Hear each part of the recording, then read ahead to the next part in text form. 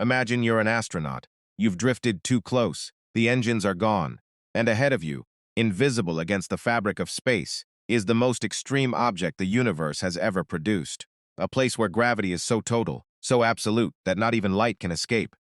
You are falling into a black hole. And here's the strangest part of all. You might not even feel it. What happens next depends entirely on who's watching. From where a distant observer stands, back on Earth, let's say, you slow down. Your image grows dimmer, redder, stretched. You appear to freeze at the boundary forever, suspended in amber at the edge of eternity. But from your perspective, you cross that boundary without fanfare, without a wall of fire, without a single alarm bell. You just fall, and then things get very, very strange. Today, we are going to walk through the complete journey, stage by stage, from the moment you begin your approach to the theoretical fate that awaits you at the center. This is not science fiction. Every concept in this video is grounded in our best current understanding of physics. Buckle in. This is going to be one of the most mind-bending 10 minutes of your life. Before we track your descent, we need to understand what you're falling into, because most popular descriptions get it subtly wrong. A black hole is not a hole. It is not a vacuum cleaner, indiscriminately sucking in everything nearby. It is not a portal to another universe, at least, not one we can confirm. A black hole is a region of space where matter has been compressed so densely that the curvature of space-time becomes infinite. Gravity wins completely. The escape velocity, the speed you would need to travel to break free, exceeds the speed of light. Since nothing can travel faster than light, nothing can escape. Black holes come in several sizes. Stellar black holes form when massive stars, those at least 20 to 30 times the mass of our own sun, exhaust their nuclear fuel and collapse. Catastrophically, supermassive black holes like the one at the center of our own Milky Way galaxy called Sagittarius A contain millions to billions of solar masses. It was Sagittarius A that humanity photographed for the first time in 2022. A blurry but extraordinary orange ring of hot gas swirling around an absolute darkness. We have seen one now. They are real, and the physics of what happens inside them is genuinely unsettled. Long before you reach the boundary of a black hole, you begin to feel its presence, not as heat or radiation, but as a differential in gravitational pull.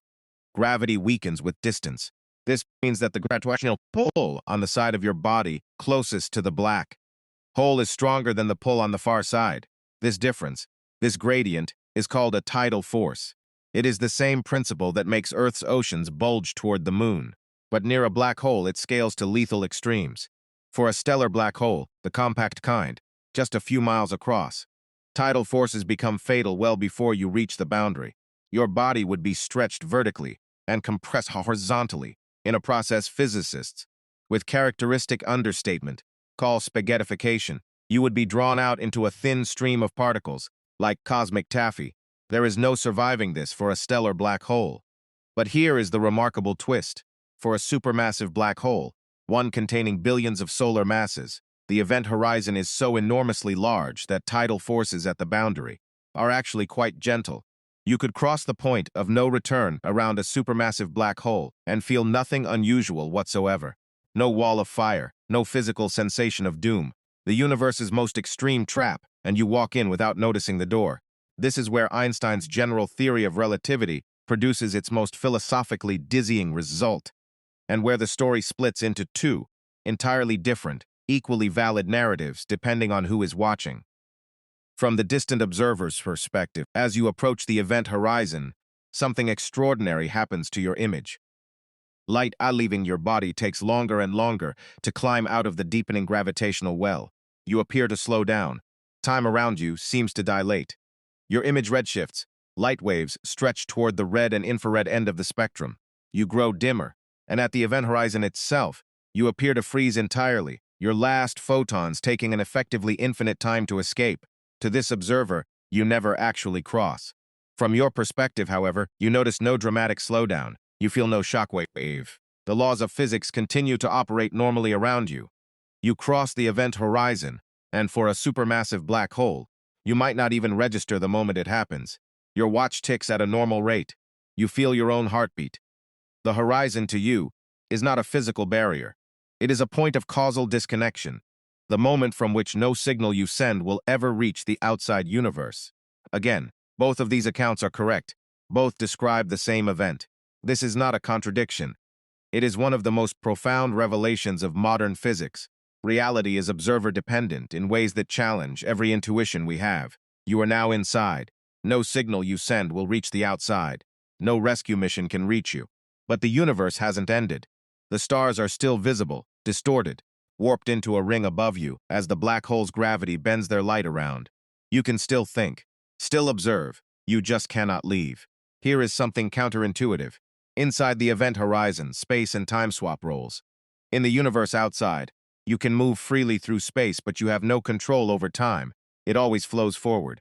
Inside a black hole, the singularity at the center is not a place in space. It is a moment in time, a future moment that every particle inside the horizon is inevitably moving toward, just as every moment outside the horizon inevitably becomes the next. You cannot avoid the singularity any more than you can avoid next Tuesday. It is not north or south or down. It is simply forward in time, and the time you have between crossing the event horizon and reaching the singularity depends on the mass of the black hole. For Sagittarius A, that might be somewhere around 11 hours. For the most massive black holes we know of, containing tens of billions of solar masses, it could theoretically be days. At the center of a classical black hole lies the singularity, a point of infinite density, infinite curvature, where our equations of general relativity produce infinite answers and simply stop working.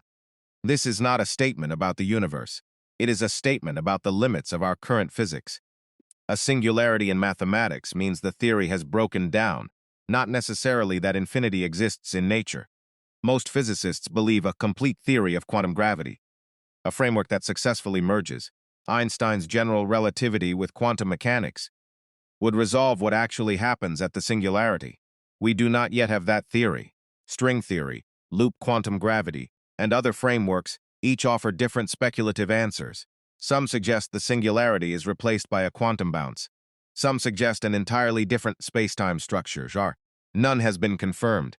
Stephen Hawking added a further layer of mystery in 1974 when he demonstrated theoretically that black holes are not entirely black. Quantum effects near the event horizon cause black holes to emit faint thermal radiation, now called Hawking radiation, and to slowly evaporate over astronomical timescales. A stellar black hole might take longer than the current age of the universe to evaporate completely. A supermassive one, vastly longer, but the implication is staggering. Black holes die, and when they do, what happens to everything that fell in?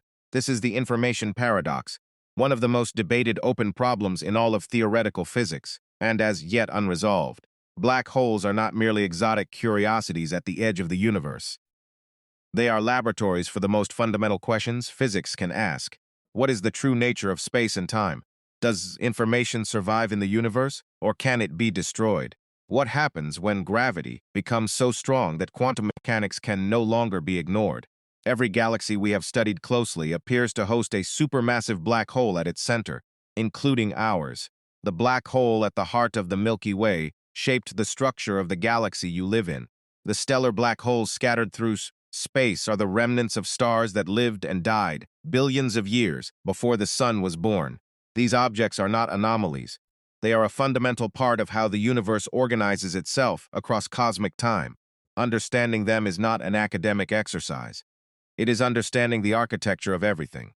Let's bring the journey together. You approached a black hole and felt tidal forces stretch space-time around you. You crossed an event horizon that announced itself with no fanfare, a boundary defined not by matter but by geometry. Inside, you found a universe where time flows toward a destination rather than a direction. And at the singularity, our best mathematics simply ran out of road. What we know with confidence: black holes exist, they bend space-time profoundly, they create observer-dependent realities, and they will eventually evaporate through Hawking radiation. What we do not know, what truly happens at the singularity, whether information is destroyed or preserved, and how gravity and quantum mechanics ultimately reconcile inside the most extreme environments the universe can produce. Perhaps the most humbling lesson of the black hole is this: the universe does not owe us intuition. The rules that govern reality at its most extreme are not the rules our brains evolved to navigate. And that is not frustrating, it is an open invitation. The answers are out there, in the mathematics, in the observatories, in the minds of the next generation of physicists. The event horizon of human knowledge has not yet been crossed. We are still in the approach. If your mind is at least slightly bent right now, that's exactly the goal, and I'd love it if you'd hit the like button. It genuinely helps this channel reach people who love science and want it explained without dumbing it down. If you know someone who stares at the night sky and wonders what's out there, a curious teenager, a friend who's always been fascinated by space, a colleague who watched Interstellar and still has questions, share this video with them. These ideas deserve a wider audience. We cover the deepest questions in science, history, and human knowledge every week. No hype, no clickbait, just ideas worth thinking about. Subscribe and hit the bell so you never miss one. And leave a comment below.